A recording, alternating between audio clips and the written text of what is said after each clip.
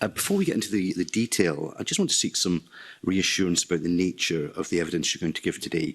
You are intending to answer transparently and truthfully.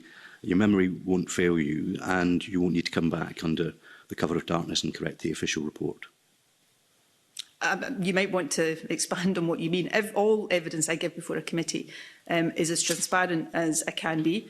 I'm trying to be very clear with the committee about the decisions that I'm speaking about that I had knowledge of at the time versus those that I now have knowledge of but wasn't apparent. So I'm being as open and transparent with the committee as possible.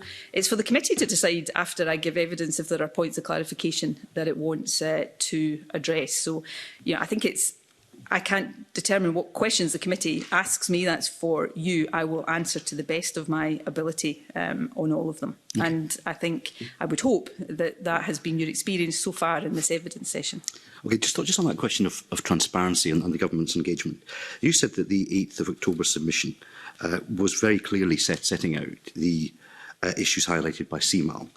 But when that was then released, the email thread that was attached to it, some fundamental elements were redacted, including the likelihood of the threat of a legal challenge to that decision. Is that the kind of transparency that your government believes in?